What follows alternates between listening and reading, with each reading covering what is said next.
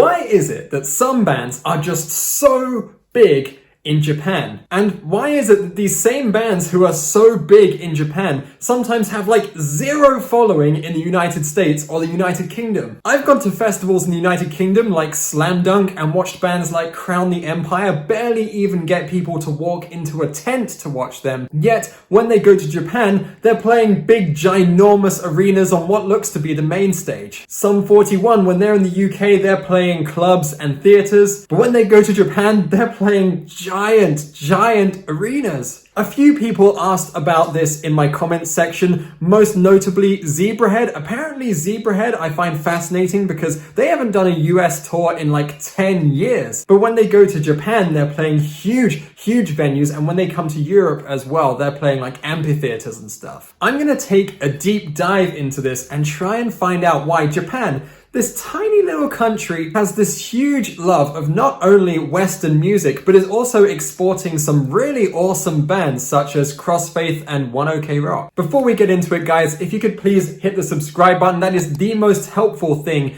that you can do for this channel. And if there's anything that you wish for me to discuss, be it music reviews, whatever it may be, drop it down in the comments. Point number one as to why Japan seems to love Western music, and also why bands seem to get so big there. And that is that Japan has the second highest consumer market for music in the entire world. In fact, back in 2010, Japan was actually the number one, the highest ranking country when it came to music sales. The sale of CDs and hard copies like vinyls is still very popular, whilst in the UK and the USA, it seems to be that things like iTunes, Spotify, and Apple Music memberships are what's really popular. People don't really tend to buy CDs very much in Europe, especially HMV, for example, and the record store called FOP. In fact, I'm pretty sure that FOP only has 5 stores left, whilst in Asia, even though the number of records and CDs sold has been dropping gradually over the last few years, people there still really like to buy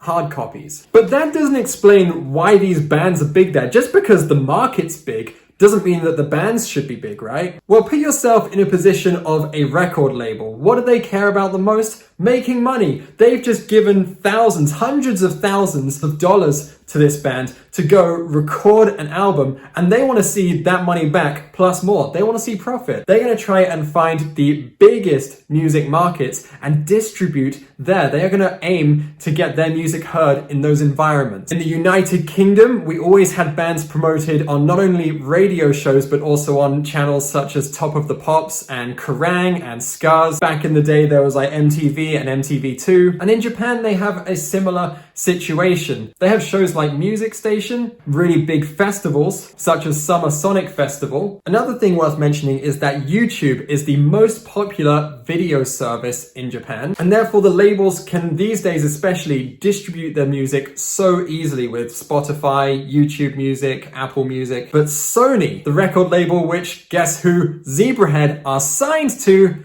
Sony is a Japanese company. So back in 2003, Zebrahead actually signed with Columbia Records, a subsidiary of Sony. And then what happens? Obviously, you're on Columbia Records, your music gets distributed via Sony Music Japan, and boom, your music is everywhere. Festivals, streaming services, YouTube videos, radios, music channels. This is also probably why Carly Rae Jepsen is extremely big in Japan for some reason, as well as Taylor Swift. These two artists sell a lot in Japan, and who are they signed with? You guessed it, Sony Music. Sum 41, who were signed to Island Def Jam, a subsidiary of Universal Music, they filmed their second ever live DVD in Japan. And I figure that the record label probably did this because their first DVD was filmed in the United Kingdom. However, it was in a smaller venue. So you send your band to Japan to film a live DVD. Not only is the crowd going nuts, which creates a great environment for the audience reaction and for the overall feel of witnessing the concert happen, but the venue's bigger. Of course, the venue is much bigger. Yellowcard were pretty big there, but Zebrahead I find the most interesting because they really are not very popular in the United States, according to my American followers.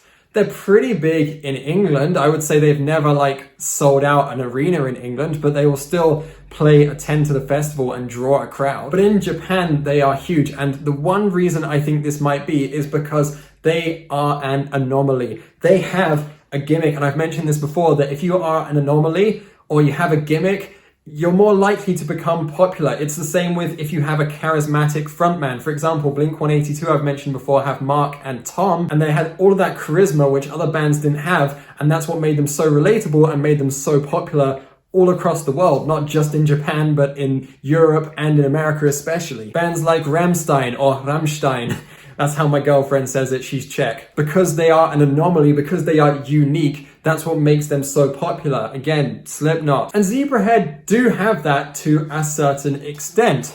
There are dozens of pop punk bands out there. There are dozens of ska punk bands out there who are very popular. And there are quite a few rap rock acts out there as well, which, by the way, rap rock, again, there are some very successful rap rock artists in Japan. But no band has ever put them together in the same way that Zebrahead has. The mixing of rapping with pop punk and ska punk sort of infused guitar work, I imagine that could definitely contribute towards it. It's just a bit more original. Couple more things worth mentioning. Some bands have actually gone on record, bands from Japan that is, mentioning that pop music is so popular there due to the density of the market that they actually started rock and metal bands due to being sick of hearing it, which completely makes sense, right? I mean, I can relate to that. This doesn't just happen in the music industry. For example, the movie Venom, because it had a lot of marketing in Asia, that movie actually did really well at the box office purely from the markets in Asia. And it's a similar thing going on here. The record labels are saying, hey, we should distribute this heavily in Japan. We see an opportunity there. Let's face it, in the United States, ska punk is not very popular anymore.